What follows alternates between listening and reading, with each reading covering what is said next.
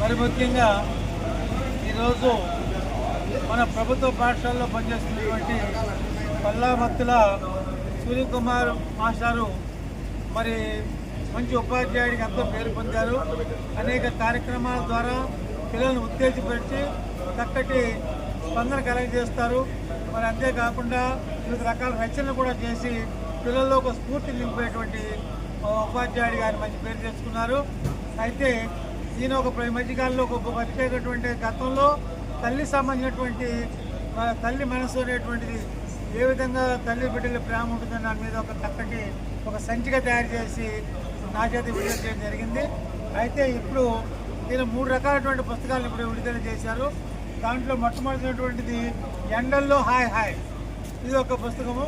దీంట్లో పిల్లలు వేసవకాలంలో మరి అటు ఇటు తిరగకుండా చక్కగా ఏ రకంగా వాళ్ళ సమయాన్ని ఆటలు క్రీడలు తర్వాత పెయింటింగ్స్ ఏ రకంగా చేయాలనేది వాళ్ళకి ఐడియా ఉండదు. దానికి అన్నీ కూడా సంకలనం చేసి ఈ పుస్తకాన్ని తయారు చేయడం జరిగింది.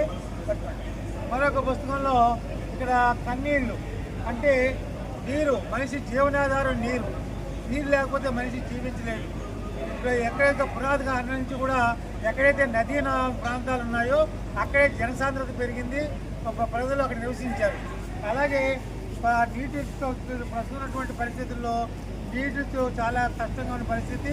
ఆ నీటి కష్టాలు ఏ విధంగా ఉన్నాయి, నీటిని ఏ విధంగా జాగ్రత్త చేసుకోవాలి, ఎటువంటి నీటిని ఉపయోగించుకోవాలి మీద చక్కటి సంకలనంతో ఆయన ఈ పుస్తకాన్ని తయారు చేయడం జరిగింది.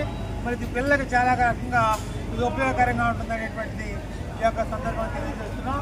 ఇప్పుడు ఈ యొక్క మరొక 3వ పుస్తకం ఏంటంటే ఆటకు వేళాయి. ఆటకు వేళాయి అంటే పిల్లలు ఆటలు చదువు కంటే చదువుతో పాటు ఆటలు బాగా ఇష్టపడతారు.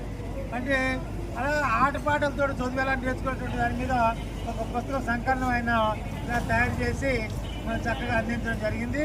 మరి ఈరోజు మరి మా ఉపాధ్యాయులు అలాగే లైన్స్ మిత్రులతో కలిపి ఈ పుస్తకాన్ని ఓపెన్ చేసే గొప్ప అవకాశాన్ని నాకు ఇచ్చారు.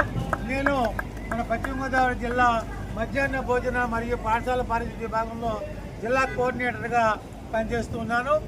ఇది ఇంతటి అవకాశము ఇక్కడ మా యొక్క జిల్లా లయన్స్ క్లబ్ ఫంక్షన్ పాల్గొనేటువంటి ఫంక్షన్లో ఓపెన్ చేసే అవకాశాలు కలిగించినందుకు అలాగే మరొకసారి అందరి తరఫున పల్లామత్తుల సూర్యకుమార్ గారికి అభినందనలు తెలియజేస్తున్నాను.